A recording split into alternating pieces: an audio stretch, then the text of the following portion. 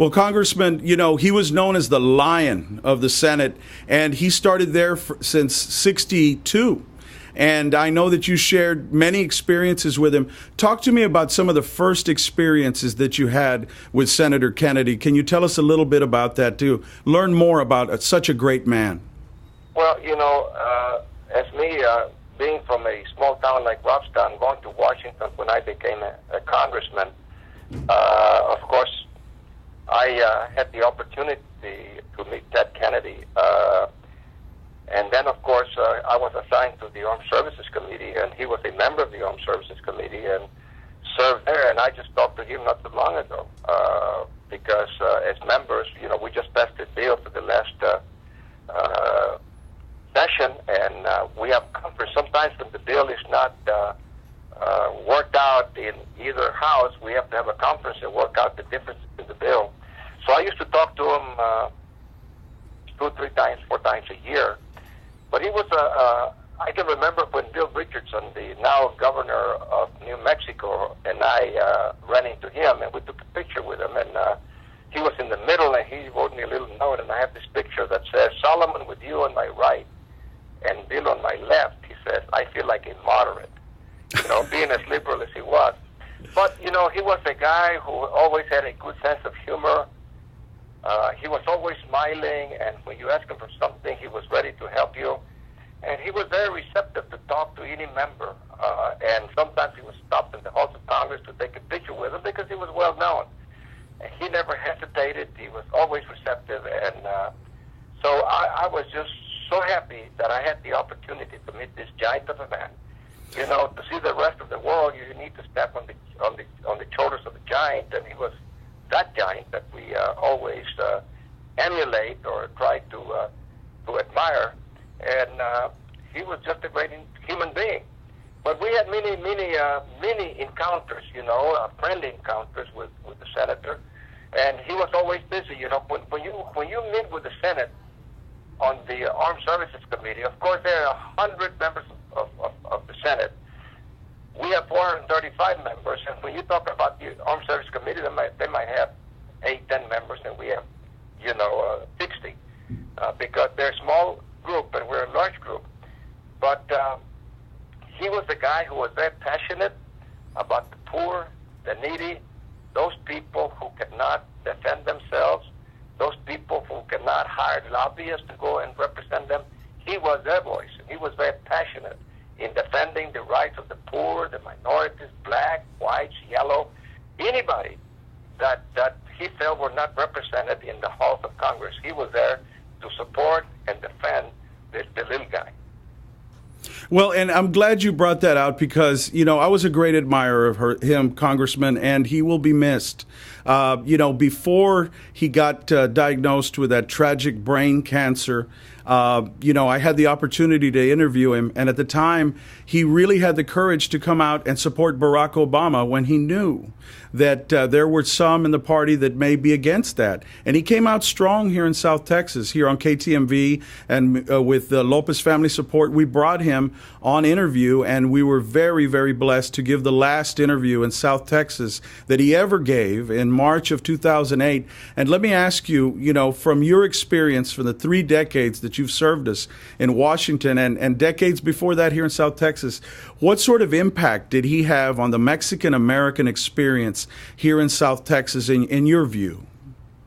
Well, he had a great impact, and I think that one of the reasons why he was always defending immigrants and people who might be undocumented, in the United States was that at some time they felt the backlash of people who did like immigrants because, his family was Irish, coming from Ireland. And there was many places back then, I'm talking about, maybe 60, 70 years ago, when the Irish were not welcome in that part of the world, New York, Massachusetts, New Jersey. So he felt and he experienced discrimination as well. And I think this is one of the reasons why he was so passionate about defending the rights of the immigrants, those that are here, who have been mistreated, those that have been separated from the families, those children that have been moved to another country without even living there just because their mother or their father happened to be an immigrant from another country. And he said understands that. And he was always, if you remember years back, you supported him and McCain. Yes. Supported an immigration bill that didn't go anywhere because people wouldn't support it. But he was very passionate not only about immigrants, about immigration. You name any health care bill, he's got the stamp of Ted Kennedy. But, I had the honor to work with some of his family relatives. I worked with Joseph Kennedy, who is his nephew. He was Robert Kennedy's son, and he served with me as a member of Congress. And then about maybe 15 years ago, we had Robert Kennedy Jr., who came down here Yes. and visited at Brownstown High School and in South Texas trying to get the vote out. And so I had the experience of working with a family, and I can say this, that at least those of the families that I have met are down-to-earth people who care about the people who cannot defend themselves. Well, you bring out a good point, Congressman, and I know your time is limited. You're doing a great job up there in Washington, and we're strong supporters of yours down here. But we know that you work closely with the Kennedys, and they've left such a mark on history. Not only Ted Kennedy, but, of course, Robert Kennedy, who was assassinated in '68, and his brother, of course, John F. Kennedy, our president. I think one of the things that strikes me, I remember two speeches, and I was, of course, a little young for the '68 speech, but I think that set him as a great orator. And in 1980, when he was thinking about running for president against Carter, and he was such a great man, such a great person that could reach and touch people. And then it all came back home when he endorsed Barack Obama along with Caroline, along with Joseph, along with the Kennedy family, and those words before, in February of 2008, when he said those words, it just brought it all home. And many people compare Barack Obama to Ted Kennedy and his brother John F. Kennedy. What sort of landmarks do you think he's left? Not just we've talked about the armed services, we've talked about civil rights, but what about health care and education? He certainly was right there to support the poor and downtrodden. What are your feelings on that and interactions you had with him? Well, he was really a jack of all trades. I mean, anything that he could support that would help people, he would. On the Armed Services Committee, he made sure that the families of those that were fighting in war had what they needed, whether it was a clinic back in their base, whether, you'd be surprised how many of our soldiers years back were on food stamps. Yes. And he made sure that we gave them supplemental pay so that their children and their families didn't have to be on food stamps. When we talk about Humvees that were very well protected, the MVs, vehicle, the MREF, what we call, with steel in the bottom. He fought for that. He fought for that they get the right ammunition, the right equipment. He was there whether he was armed services, whether he's cleaning up rivers, whether he was, passing legislation that had to do with education. He was there. He was always supportive.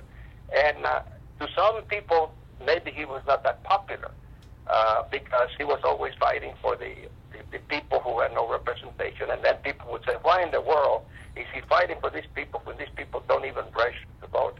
So some of the things that he did, Mr. Flores, to some people was not popular because, people are always looking for people that will vote. Well, I'll do this because I know that this segment of the community will come out and vote for me.